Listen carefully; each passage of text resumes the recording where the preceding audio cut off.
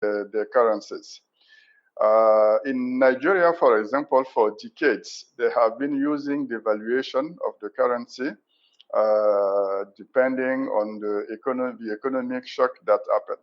So if they are in a situation with France in which they cannot do,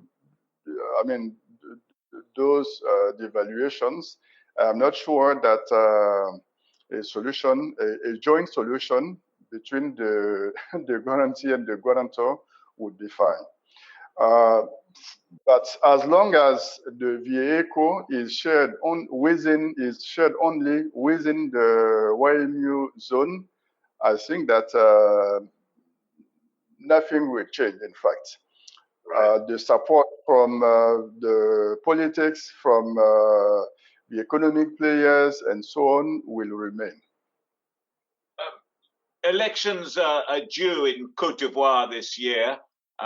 We now have a sense, we have a clear indication that the Prime Minister is the chosen ruling party successor to President Ouattara, and they're scheduled for October, presumably as long as the public health crisis is over by then. Is this issue of the ECO and moves to integrate the West African currency, monetary systems and economies more closely, is that going to become an issue in the election? Or is it going to be a broader referendum on the Ouattara government's management of the economy? No, I don't think that the elections will impact or will be impacted by the change of currency. Right. I don't think so. And also, you know, Cote d'Ivoire is the largest economy of the YMU zone. Right. That will remain, be Amadou Gon Coulibaly or another one, the successor of Ouattara. So I don't think that.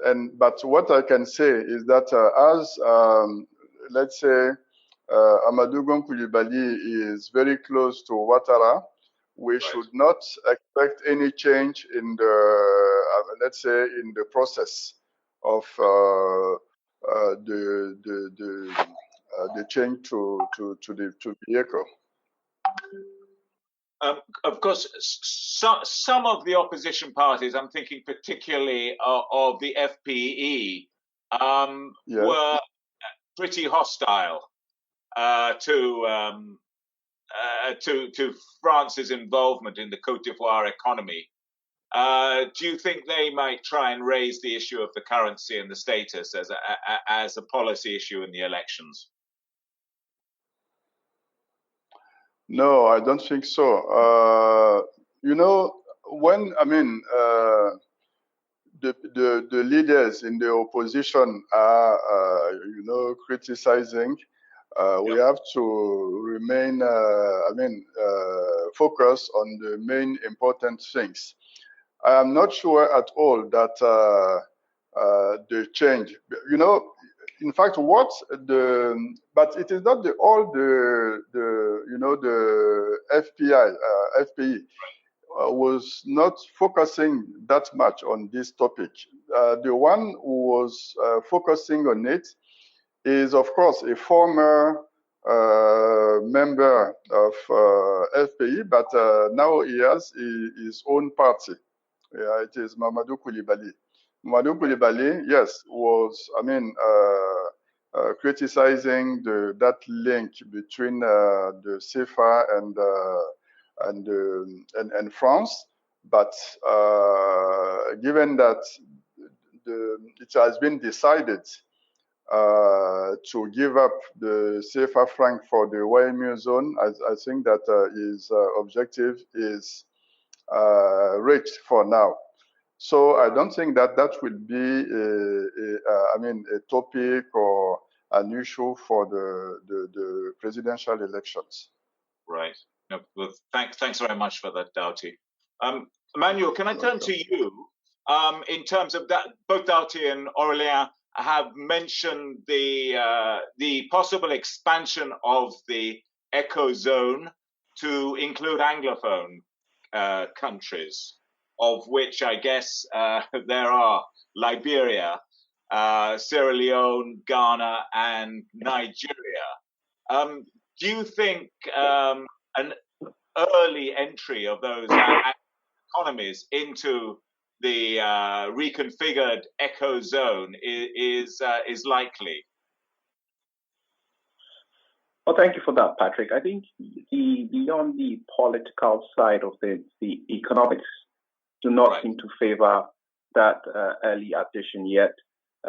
If you look at the ECOWAS agreement and the measures that need to be met in terms of the convergence criteria that countries need to meet ahead of joining that currency, you see that many of them have just simply not been able to meet all those convergence criteria. And as much as there might be the political will, the convergence is critical, because without that, a forced joining or a forced addition to the zone or to that economy would put pressure on the slower growing economies.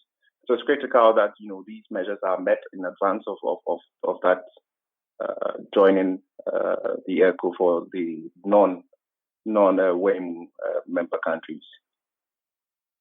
In terms of the risks and benefits for the Anglophone states in joining, would it be right to say that the smaller economies, Sierra Leone and Liberia, would have most to gain, and in a way they would be the easier fit in the ecozone as it's going to be constituted?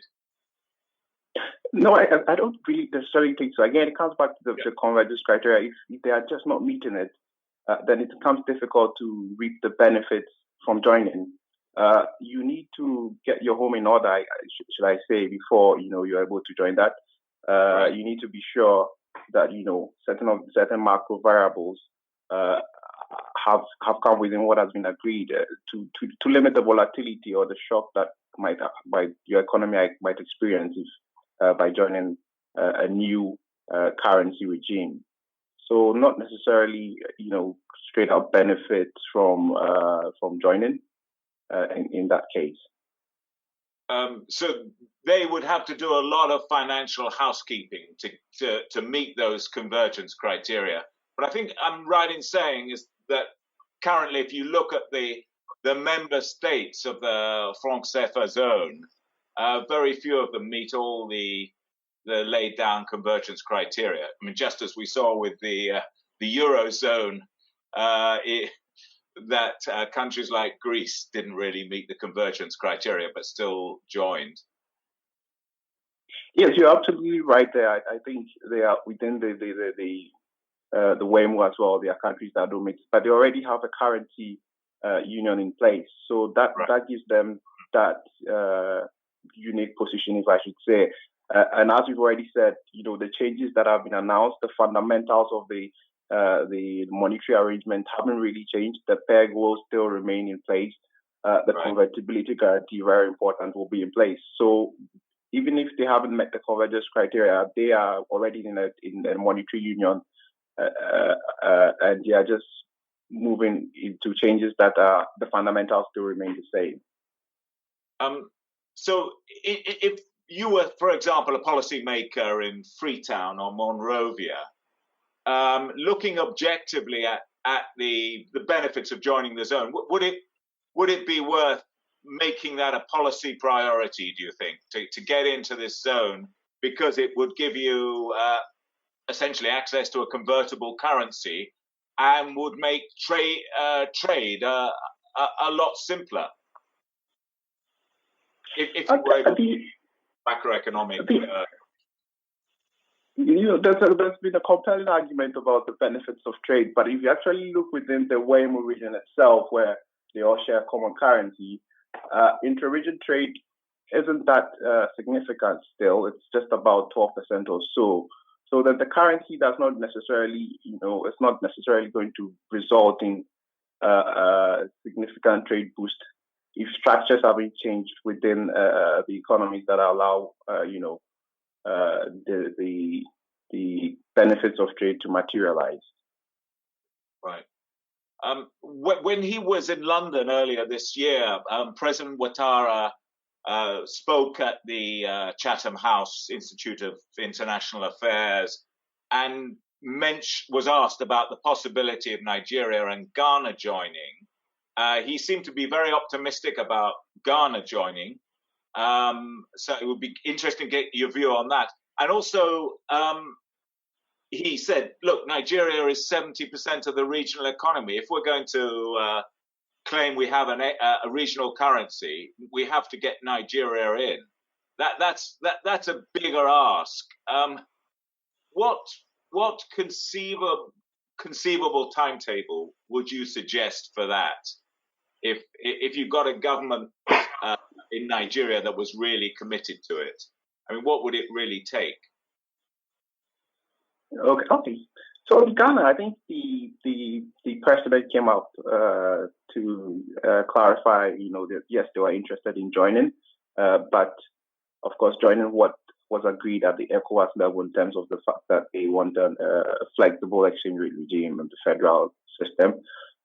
So not joining what is currently still going to be a fixed peg to the euro per se. So that seems to be more of a medium-term aspiration, similar to Nigeria as well, pointing out that it is imperative that these convergence criteria be met across the region. So I think from that perspective, short term, it's unlikely that we're going to have an ECOWAS-wide ECO anytime in the short term. It's likely it's going to take some time, medium to long term. And so the focus now will probably not be on a larger regional currency, if I should say. Right. Okay. Thanks very much for that. Aurélien, could we broaden it out a bit in terms of the current conditions in the regional economy and the bigger projects? We have the scheduled launching of several operational elements of the African Continental Free Trade Area in July. I don't think there's been a formal announcement about any change in the schedule. But more broadly, could I get you to comment on what the current economic and geographical restrictions on African countries at the moment posed by this pandemic, how you think they're going to affect the general aims of building this continental free trade area, a single market, and bringing the continent's economies closer together? What do you think will be the shorter term effects, and then in terms of the timing of the longer term project? Thank you, Patrick. I think there are first a comment to make on this trade zone that has been created last year.